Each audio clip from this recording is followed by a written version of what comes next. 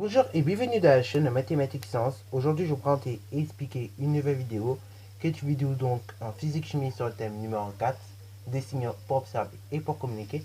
Et dans cette vidéo, donc, nous allons parler des signaux en général. Alors, on va faire ça en deux parties. Dans un premier temps, on va faire des rappels sur les signaux. Et dans un deuxième temps, on va voir les natures possibles d'un signal. Ok. Alors, c'est parti mon kiki. Rappel d'abord sur les signaux. Alors, des signaux, donc, ça commence par là. Déjà, c'est tout simplement une onde que tout simplement tu vas produire, donc qui sera émis par un émetteur et qui va être reçu donc par un récepteur. Donc l'émetteur c'est celui qui émet l'onde, donc le signal logiquement, et le récepteur c'est celui qui va recevoir le signal. Alors il y a tout plein de types de signaux. Vous avez donc des signaux électriques, vous avez des signaux lumineux, vous avez des signaux donc sonores, et vous avez donc d'autres types de signaux, ok, donc des signaux radio et tout plein d'autres. Maintenant donc, il faut savoir que ces signaux, pour les transmissions, tout ça, on peut les représenter comme ci-dessous. On peut les représenter donc comme ci-dessous, sous forme de chaîne, en fait, de chaîne de transmission.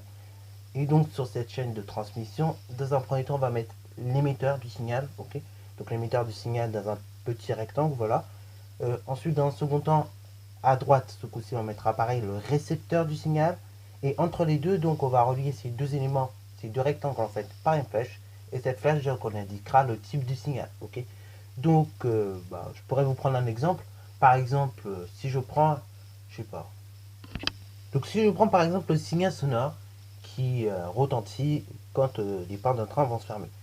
Ce qu'on a d'abord, dans un premier temps, on va identifier l'émetteur du signal. Et donc ici, l'émetteur du signal, c'est le train, on va dire. Ok, on considère c'est le train. Voilà, donc qui émet le signal. Ok.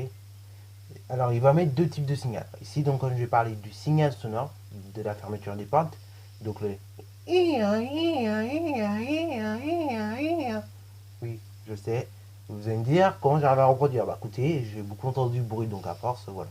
Et puis là, bon, je sais pas, là encore, c'est pas le mieux que je puisse faire. Parce qu'avant, j'avais la voix plus aiguë, dans ce cas, j'arrivais bien à le faire, mais maintenant, j'arrive plus à le faire. C'est dommage. Bref, en tout cas, voilà, je vous ai fait une sonnerie vite fait là, à 2 francs 50. Mais tout ça pour vous dire, voilà, c'est le train qui va émettre le signal, ok. Il va émettre le signal, et nous, le récepteur, ce sera l'usager, ok. Ce sera l'usager qui est dans le train. Et en fait, il va émettre un signal qui est sonore. Dans ce cas-là, entre les deux, on va relier ces deux éléments par une flèche. Et on indiquera tout simplement que c'est un signal sonore, ok. Voilà, voilà. Donc ça, bien évidemment, j'ai pris ça avec l'exemple du train. Mais j'aurais pu prendre ça avec l'exemple de pas mal de choses. Ok, j'aurais pu prendre le camion pompier, c'est un peu le même principe. J'aurais pu prendre, je sais pas, le signal lumineux qui émet dans le train. Oui, parce qu'il émet aussi un signal lumineux. J'aurais pu prendre les feux. J'aurais pu prendre les feux de voiture. J'aurais pu prendre pas mal de choses comme ça. Ok. Alors cette transmission du signal, elle peut se faire selon deux types. Il y a deux types de transmission du signal. Soit vous le faites de manière filaire, c'est-à-dire avec un fil, ou soit vous le faites avec la Wi-Fi. Ok. Voilà vous. Donc en général avec un fil, je parle bien évidemment par exemple pour la télé, ça peut être avec un petit fil comme ça peut être avec un câble. Voilà voilà. Et bien évidemment la Wi-Fi en général on n'utilise pas de câble, c'est directement autre chose, c'est des ondes tout simplement. C'est pour ça d'ailleurs il est très déconseillé pour certains comme moi d'avoir son téléphone dans la poche parce qu'en fait quand ça vibre, ça dégage des ondes et ces ondes bah déjà elles sont nocives pour la santé et il y en a certains qui sont très très sensibles à ces ondes. Par exemple moi je sais que il y a un moment je crois que je mettais mon téléphone là sur mon torse et tout et quand on m'envoyait des messages, je sentais des petites vibrations. J'avais, comment dire, j'avais un peu là, les frissons. Et du coup, c'est là que j'ai regardé une petite vidéo qui racontait un petit peu les téléphones, tout ça, qu'ils émettaient des ondes, que c'était pas bon pour la santé et tout. Et c'est là que j'ai découvert que oui, je suis quand même un peu sensible à ce genre de choses. Donc voilà, les téléphones dans la poche, encore, je peux le faire, tu vois. Si on m'envoie pas de notification, si on m'envoie une notification, il faut que j'évite. Après, bon, c'est pas trop dérangeant quand il est dans la poche, mais quand il est, comment dire, sous mon torse, c'est vrai que là, je le sens beaucoup. Hein, quand il est dans la poche, en général, ça, je le sens un petit peu, mais pas beaucoup. Mais alors que quand il est sur mon torse, aïe, aïe, aïe, c'est la pire. Enfin, je sais pas pour vous, mais c'est la pire sensation pour moi, ok. Il y a des personnes qui sont très très sensibles à ces ondes-là. Donc c'est pour ça, évitez d'avoir vos téléphones là sur vous, parce qu'on ne sait pas si vous êtes sensible en fait. Et même dans tous les cas, c'est pas bon pour vous d'avoir un téléphone trop proche de vous. Je prends l'exemple du téléphone, mais je prends l'exemple d'un micro-ondes. Un micro-ondes, c'est pareil, il dégage des ondes quand il chauffe. Et donc c'est pour ça qu'il faut éviter d'être trop près de lui. Parce que à force, sur du long terme, ça peut ne pas être très bon pour vous et pour vous tenter. Bon, tout ça pour vous dire, encore une fois, les transmissions, ça va dépendre du signal, bien évidemment. Ok. Soit c'est avec le fil, soit c'est plutôt avec la Wi-Fi. Ok. Par exemple, en général, comment dire, les signaux électriques, ça va être plutôt avec des fils, hein, par exemple. Ça va être le cas pour la télé. Ok. En fait, il y a des signaux électriques qui passent. Donc souvent, ça va être pour la télé qu'on va utiliser ça, des signaux électriques. Mais pour tout ce qui est signaux lumineux, on pourrait éventuellement utiliser la Wi-Fi. Ok. Voilà. Bon, c'est une supposition, mais c'est des choses qui se font déjà en fait. Voilà. Par exemple, pour vous indiquer que vous n'avez plus de batterie, pour vous indiquer que vous avez tel événement, c'est de la Wi-Fi qu'on utilise un peu. Voilà. Bon, ça donc c'était pour vous parler des rappels. Maintenant, on va parler nature du signal. Alors, pour bien comprendre les choses que je vais vous raconter, je vais vous afficher tout de suite une merveilleuse caractéristique. Donc, on va parler courbes. On va parler des courbes et donc de caractéristiques des différents signaux. Alors, il existe deux types de signaux. Il existe des signaux qui sont dits analogiques et des signaux qui sont dits numériques. On va commencer par parler des signaux analogiques et ensuite on parlera des signaux numériques. Alors, les signaux donc dits analogiques, ce sont tout simplement des signaux qui sont analogues, donc qui sont exactement identiques aux signaux d'origine. Ce signal, au niveau de la représentation que vous pouvez avoir, il est composé donc d'une infinité de points placés un petit peu à n'importe quand et n'importe où. En fait, cela correspond à une infinité d'informations que votre signal peut recevoir. Ok.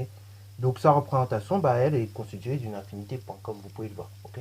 Donc ça fait ce genre de courbe qu'on appelle une sinusoïde. Ok. Enfin, qui ressemble à une sinusoïde. Ok. Voilà, donc la majorité du temps, quand vous voyez un signal analogique, c'est plutôt une sinusoïde que vous voyez. Ok. Voilà, ça c'est la première des choses. Deuxième des choses, donc, ça c'était pour les signaux analogiques. Les signaux analogiques, il y aura beaucoup d'informations dedans. Et donc au niveau des signaux analogiques, vous allez avoir tout simplement donc ce sera un type de signal qui sera identique au signal d'origine. Ok. Voilà. Alors, bien évidemment, donc vous avez un signal qui lui est tout à fait différent du signal analogique, c'est le signal numérique. Le signal numérique, c'est un signal en fait qui va associer à chaque valeur soit 0 soit 1. Ok. Donc chaque valeur va être codée par une combinaison de 0 ou de 1. Ok. C'est un peu aussi, ça ressemble aussi au codage binaire, tout ça, où chaque nombre peut être codé par des 0 ou des 1. Ok. Enfin, chaque nombre, pour être plus précis, quand même, c'est des lettres. Ok. Souvent, on va coder les lettres par des 0 ou des 1. Voilà. Donc ça ressemble un petit peu au binaire, tout ça. Et donc là, au niveau tout simplement de ce signal, on peut dire qu'il est logique. Ok. Parfois, vous entendrez ça, au lieu de dire signal numérique, vous entendrez dire que vous avez un signal logique. Ok. C'est en fait parce qu'il est composé d'une combinaison de 0 ou de 1. Ok. Voilà. Donc c'est un peu le signal binaire si vous voulez. Alors ce signal va contenir une quantité assez fine d'informations contrairement au signal analogique qui en contenait beaucoup. Ok. Et donc sa représentation que vous voyez ici, bien évidemment, ici c'est tout simplement plein de segments de droite, ok, puisqu'on voit des 0, des 1, des 0, des 1, ok. Voilà. Donc il y aura des informations en moindre quantité. Voilà.